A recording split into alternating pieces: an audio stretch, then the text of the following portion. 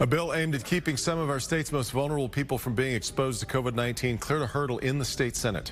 Check out this chart from clickondetroit.com. 34% of all COVID-19 deaths in Michigan have come from inside nursing homes and long-term care facilities, and that bill would bar COVID-19 patients from being placed in Michigan nursing homes. Let's get to Larry Spruill. He's live tonight with what the governor is saying about all of this. Larry?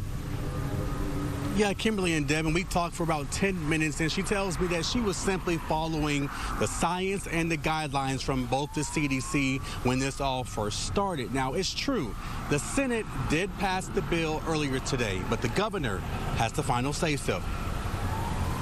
Heads to the House, and that chamber needs to go ahead and pass it. Michigan State Senator Peter Lucido tells me today is a good day. The Senate took a vote on Senate Bill 956, which allowed COVID patients that are positive not to be put into nursing homes ever again with those that are non-COVID. And his Senate Bill 956 passed through Michigan Senate with no problem. We needed this more than ever because of the following.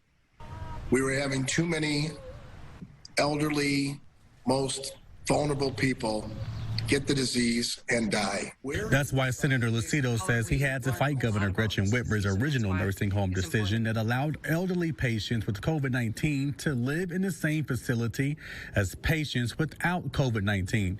Lucido says that just did not make sense. Let's be real, Larry. At the end of the day, I had two doctors testify before the Health Policy Committee, and they unequivocally said, this is not a standard of care that we could support. Thank you so much for taking time. Wednesday, I talked to Governor Whitmer via Zoom. What do you say to your critics that criticize you on your nursing home with putting people who have the disease and don't have the disease in the same facility, in the same nursing home? What do you say to those critics? Yeah, I would say, we need to remember where we were 10 weeks ago when we were seeing exponential growth, where we had hospitals that were at capacity, where we only had enough PPE for a shift worth, that we were following what should be the gold standard, which is the CDC standard, and that's what we were following at the time. And the governor says she was then and is now simply trying to keep everyone safe. In retrospect, are there things that we could do with all the information we now have? Absolutely. And so you may wonder what happens next. Well, it did pass in the Senate today. It moves on to the House. If it passes the House, then it will go to the governor's desk. She then has the option of signing it or vetoing it.